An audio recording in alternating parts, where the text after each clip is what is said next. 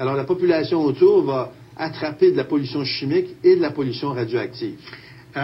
C'est avec l'uranium qu'on fait l'extraordinaire médecine des isotopes, là, dont on est en pénurie au pays. C'est avec ça aussi qu'on fait de l'électricité. Donc, il y a quelque chose de positif dans l'uranium. Puis, on nous amène toujours l'exemple du désastre épouvantable de la bombe à Hiroshima, la bombe atomique, etc., l'armement nucléaire, que l'humanité ne veut pas voir.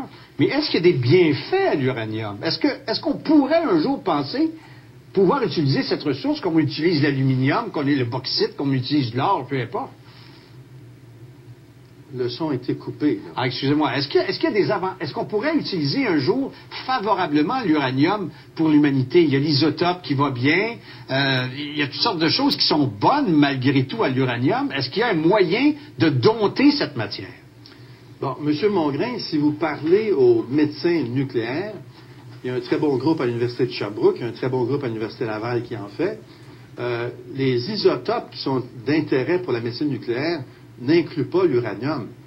L'isotope qui manque en ce moment, c'est le technétium-99 qu'on peut sortir du molybdène. Il y a un comité qui s'est réuni à Ottawa, qui a été mis sur pied par le ministère des Ressources naturelles fédérales en juin de cette année. Ils ont sorti le rapport à la fin de novembre. Ce comité incluait Richard Drouin, qui est l'ancien PDG d'Hydro-Québec. Oui. Il incluait Peter Goodhand, qui est le président de l'Association canadienne du cancer, et deux autres experts dans le domaine nucléaire et dans le domaine de la médecine nucléaire, dont Éric Turcotte à l'Université de Sherbrooke. Et ce comité-là recommande de développer la filière des cyclotrons pour produire des isotopes pour la médecine nucléaire, comme ils le font à l'Université de Sherbrooke. Un cyclotron, ça coûte beaucoup moins cher qu'un réacteur nucléaire. Ça coûte 25 millions de dollars, ou peut-être au maximum 50 millions. Ça peut produire plusieurs sortes d'isotopes qui sont utilisés pour la médecine nucléaire. On peut faire toute la médecine nucléaire sans uranium. Maintenant, ce comité, dirigé par Peter Goodhand, où siégeait Richard Drouin, ils ont aussi recommandé de remplacer le NRU à Chalk River. Parce que ce réacteur-là, Chalk River, il sert à faire de la recherche qui est utilisée par l'industrie nucléaire et aussi la recherche de base de physique en général. Trop intéressant, M. Duguay. Je vous garde. On fait une pause et on revient avec vous pour savoir maintenant du côté de cette île, qu'est-ce qu'une population peut faire, doit faire, et est-ce que le gouvernement, philosophiquement, en parlant de développement durable, doit s'enligner sur l'uranium. On revient tout de suite. On poursuit notre entretien avec le professeur Michel Duguay de l'Université Laval, qui est une formation comme physicien nucléaire. M. Duguay, je vous retrouve pour vous demander, mais l'uranium, là, c'est-tu utile à quelque chose dans l'humanité ou si on devrait bannir ce produit, cesser de l'exploiter? C'est le syndrome de pas dans ma cour. On est dans une philosophie de développement durable de plus en plus. Est-ce que c'est incompatible? L'uranium, vous savez que Albert Einstein avait écrit une lettre à Theodore Roosevelt lui disant de lancer un projet de faire une bombe nucléaire. Oui. Et plus tard, beaucoup des scientifiques qui avaient fait la bombe en 1945, même le général Eisenhower, s'était prononcé contre son utilisation. Et moi, ce que j'ai trouvé important du point de vue de l'histoire, c'est qu'en juillet 1945, ils ont fait une expérience au Nouveau-Mexique, à Alamogordo. Ils ont fait exploser la bombe, puis ils ont vu à quel point elle était puissante. Il y a un physicien qui s'appelait Rabi qui a fait une remarque importante. Il a dit, ben c'est merveilleux parce que ça montre le pouvoir de l'intellect humain à faire des choses surprenantes. Alors, ayant découvert la fission de l'uranium, le fait qu'on peut faire une bombe, ben, on découvre aussi la puissance de l'intellect humain. Si vous me permettez de revenir pour répondre directement à la question de l'uranium, là, je vous souligne que si vous parlez à des médecins nucléaires, puis vous devriez les inviter sur votre programme, il y a Éric Turcotte à Sherbrooke que vous pouvez inviter, ils ne se servent pas de l'uranium. Ils ne donnent pas aux patients de l'uranium. Ils donnent aux patients du gallium, du carbone, du technétium-99. C'est ça les éléments qui servent la médecine nucléaire, pas l'uranium. Le fait qu'un réacteur nucléaire peut produire du technétium, oui, ça peut se faire, mais on peut aussi les produire avec des cyclotrons qui coûtent 20 fois moins cher. Alors la population de cette île qui s'inquiète et pour laquelle il y a certaines manifestations, regroupements de médecins, etc., il faut leur dire continuez parce que nos gouvernements n'ont pas à exploiter l'uranium chez nous. Absolument. Absolument. On doit laisser ça dans le sous-sol et laisser cette matière tranquille. C'est la meilleure place, c'est laisser l'uranium dans le sous-sol. Vous avez raison. On parle plus de CANDU, on parle plus de réacteurs nucléaires, on parle plus de l'énergie électrique à l'origine de l'uranium. On met un X là-dessus parce qu'en même temps qu'on parle de développement durable, c'est contradictoire de penser que l'uranium peut être utile à l'humanité. Ben, c'est l'antithèse du développement durable. Quand on fissionne l'uranium, on a des déchets radioactifs qui demeurent dangereux pendant 100 000 ans. C'est les générations prochaines qui doivent s'en occuper. Par rapport au réacteur CANDU, j'aimerais vous souligner qu'un nouveau rapport de la Commission canadienne de sûreté nucléaire de 268 pages qui explique en détail 20 problèmes techniques des réacteurs CANDU qui ne sont pas encore résolus. Le pire risque qu'on peut faire, c'est d'investir des milliards dans un réacteur qui a 20 problèmes techniques tels que reconnus par la Commission canadienne de sûreté nucléaire. Donc vous, avec votre expérience comme physicien nucléaire, vous dites l'uranium, on oublie ça. On le laisse dans le sous-sol. Merci beaucoup, M. Michel Duguay, professeur à l'Université Laval en énergie électrique, mais qui a une formation comme physicien nucléaire. Merci, monsieur, de votre expertise. Merci, M. Mongrain. Merci bien. Au revoir. Au revoir. On s'arrête.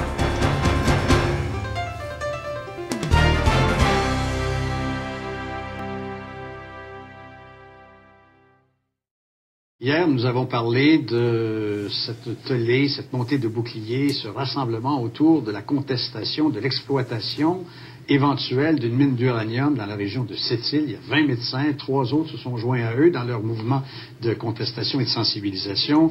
Le responsable de la santé publique doit se rendre du côté de Sept-Îles pour dire qu'il n'y a pas de danger à l'exploration minière.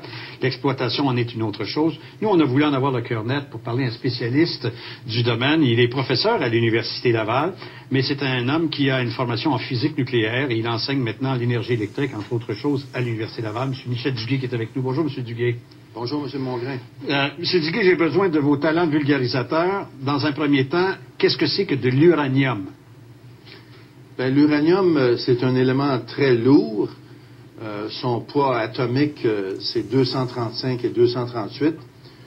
L'uranium 235, comme vous savez, c'était le métal qui a servi à faire la bombe atomique qui est tombée sur Hiroshima. Et c'est le métal qui est le combustible pour les réacteurs nucléaires. Bon, alors ce métal, on le trouve à l'état libre, mais est-ce qu'il est radioactif? Est-ce qu'il est dangereux au moment où on l'extrait du sol? Oui, parce que l'uranium, les minerais qui contiennent l'uranium en contiennent en fait en général assez peu. C'est de l'ordre de 0,1%. Alors quand on va chercher par exemple 1 kilogramme d'uranium dans du granit ou une certaine roche, il faut bien penser que ça va laisser 1 tonne de débris après. Donc on se vante que le combustible d'uranium lui-même est assez compact, mais on ne parle pas beaucoup des millions de tonnes, comme en Saskatchewan, il y a des millions de tonnes de débris qui restent là, qui sont très polluants. Puis le problème avec ces débris-là, c'est que ça dégage des gaz radioactifs, dont le radon, qui est très dangereux. Une des plus grandes causes, la plus grande cause du cancer du poumon, ça vient du radon qui est dans l'air, que les gens respirent. C'est le même radon dont on nous parle dans nos sous-sols, peut-être, où oui. Les gens dans leur maison qui voient à l'importance, même à la perte de leur propriété, puis il faut nettoyer ça, puis il faut enlever ça, puis dépolluer ça. Oui, le radon, c'est un gaz qui est lourd, donc il a tendance à rester dans le sous-sol, puis il se dégage des roches, parce qu'il y a des fissures dans la roche, il vient de la terre. Donc, un sous-sol qui n'est pas bien aéré accumule du radon, puis si les enfants jouent là, il y a une plus grande probabilité d'avoir un cancer du poumon. Le Canada, et je le demandais hier au Dr Imbeau, et je le disais, est un des plus grands producteurs, sinon le plus grand producteur d'uranium dans le monde. C'est probablement comme tous les produits, c'est le meilleur et c'est le pire, l'uranium. Mais on n'a pas d'études qui nous laissent voir qu'en périphérie des endroits où c'est exploité, où on extrait cela, qu'il y a des risques à la population. Il y a des risques de pollution, me dites-vous, mais à la population directement, est-ce qu'il y en a un travailleur dans les mines d'uranium, est-ce qu'il est à risque et en danger? Bien, c'est très connu, ça. Les mineurs, en général, les mineurs d'uranium en particulier, ont une probabilité de 2-3 fois plus d'avoir le cancer du poumon que la population en général. Donc ça, c'est très connu. Okay. Puis pour ce qui est de la population générale, ben, quand il y a du radon qui se dégage, le vent, ça s'en va dans l'atmosphère. Il y a aussi la pluie qui tombe sur les débris qui sont laissés derrière, qui forment une pollution chimique et radioactive qui va dans la nappe phréatique. Alors la population autour va attraper de la pollution chimique et de la pollution radioactive. C'est avec l'uranium qu'on fait l'extraordinaire médecine des isotopes, là, dont on est en pénurie au pays. C'est avec ça aussi qu'on fait de l'électricité. Donc, il y a quelque chose de positif dans l'uranium. Puis, on nous amène toujours l'exemple du désastre épouvantable de la bombe à Hiroshima, la bombe atomique, etc., l'armement nucléaire, que l'humanité ne veut pas voir. Mais est-ce qu'il y a des bienfaits à l'uranium? Est-ce qu'on pourrait un jour penser pouvoir utiliser cette ressource comme on utilise l'aluminium, comme le bauxite, comme on utilise l'or, peu importe? Le son a été coupé. Là. Ah, excusez-moi. Est-ce qu'on pourrait utiliser un jour favorablement l'uranium pour l'humanité? Il y a l'isotope qui va bien. Il y a toutes sortes de choses qui sont bonnes malgré tout à l'uranium. Est-ce qu'il y a un moyen de dompter cette matière? Bon, M. Mongrain, si vous parlez aux médecins nucléaires, il y a un très bon groupe à l'Université de Sherbrooke, il y a un très bon groupe à l'Université Laval qui en fait. Les isotopes qui sont d'intérêt pour la médecine nucléaire n'inclut pas l'uranium. L'isotope qui manque en ce moment, c'est le technétium-99, qu'on peut sortir du molybdène. Il y a un comité qui s'est réuni à Ottawa, qui a été mis sur pied par le ministère des Ressources naturelles fédérales en juin de cette année. Ils ont sorti le rapport à la fin de novembre. Ce comité incluait Richard Drouin, qui est l'ancien PDG d'Hydro-Québec. Oui. Il incluait Peter Goodhand, qui est le président de l'Association canadienne du cancer, et deux autres experts dans le domaine nucléaire et dans le domaine de la médecine nucléaire, dont Éric Turcotte à l'Université de Sherbrooke. Et ce comité-là recommande de développer la filière des cyclotrons pour produire des isotopes pour la médecine nucléaire, comme ils le font à l'Université de Sherbrooke. Un cyclotron, ça coûte beaucoup moins cher qu'un réacteur nucléaire. Ça coûte 25 millions de dollars, ou peut-être au maximum 50 millions. Ça peut produire plusieurs sortes d'isotopes qui sont utilisés pour la médecine nucléaire. On peut faire toute la médecine nucléaire sans uranium. Maintenant, ce comité, dirigé par Peter Goodhand, où siégeait Richard Drouin, ils ont aussi recommandé de remplacer le NRU à Chalk River. Parce que ce réacteur-là, à Chalk River, il sert à faire de la recherche qui est utilisée par l'industrie nucléaire et aussi la recherche de base de physique en général. Trop intéressant, M. Duguay. Je vous garde. On fait une pause et on revient avec vous pour savoir maintenant du côté de cette île, qu'est-ce qu'une population peut faire, doit faire, et est-ce que le gouvernement, philosophiquement, en parlant de développement durable, doit s'enligner sur l'uranium. On revient tout de suite.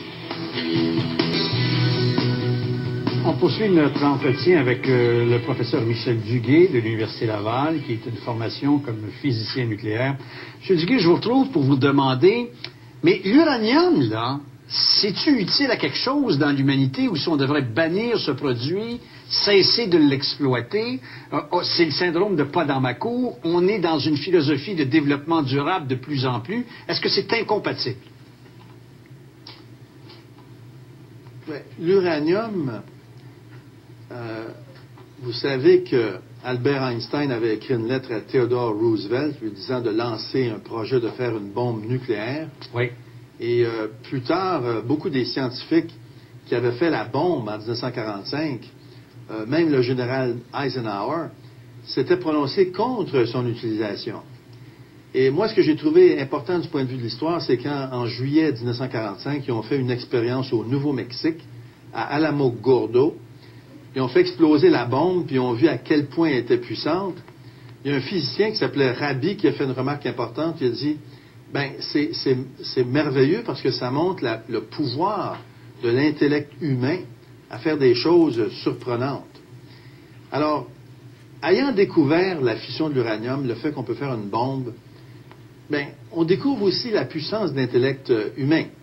Si vous me permettez de revenir pour répondre directement à la question de l'uranium, là, je vous souligne que si vous parlez à des médecins nucléaires, puis vous devriez les inviter sur votre programme, il y a Éric Turcotte à Sherbrooke que vous pouvez inviter, ils ne se servent pas de l'uranium. Ils ne donnent pas aux patients de l'uranium. Ils donnent aux patients du gallium, du carbone, du technétium-99. C'est ça les éléments qui servent la médecine nucléaire, pas l'uranium. Le fait qu'un réacteur nucléaire peut produire du technétium, oui, ça peut se faire, mais on peut aussi les produire avec des cyclotrons qui coûtent 20 fois moins cher. Alors la population de cette île qui s'inquiète et pour lesquelles il y a certaines manifestations, regroupements de médecins, etc., il faut leur dire continuez parce que nos gouvernements n'ont pas à exploiter l'uranium chez nous. Absolument, absolument. On doit laisser ça dans le sous-sol et laisser cette matière tranquille. C'est la meilleure place, c'est laisser l'uranium dans le sous-sol. Vous avez raison. On ne parle plus de CANDU, on ne parle plus de réacteurs nucléaires, on ne parle plus de l'énergie électrique à l'origine de l'uranium. On met un X là-dessus parce qu'en même temps qu'on parle de développement durable, c'est contradictoire de penser que l'uranium peut être utile à l'humanité. Bien, c'est l'antithèse du développement durable. Quand on fissionne l'uranium, on a des déchets radioactifs qui demeurent dangereux pendant 100 000 ans. C'est les générations prochaines qui doivent s'en occuper. Par rapport au réacteur CANDU, j'aimerais vous souligner qu'un nouveau rapport de la Commission canadienne de sûreté nucléaire de 268 pages qui explique en détail 20 problèmes techniques des réacteurs CANDU qui ne sont pas encore résolus. Le pire risque qu'on peut faire, c'est d'investir des milliards dans un réacteur qui a 20 problèmes techniques tels que reconnus par la Commission canadienne de sûreté nucléaire. Donc vous, avec votre expérience comme physicien nucléaire, vous dites l'uranium, on oublie ça. On le laisse dans le sous-sol. Merci beaucoup, M. Michel Duguay, professeur à l'Université Laval en énergie électrique, mais qui a une formation comme physicien nucléaire. Merci, monsieur, de votre expertise. Merci, M. Mongrain. Merci bien. Au revoir. Au revoir. On s'arrête.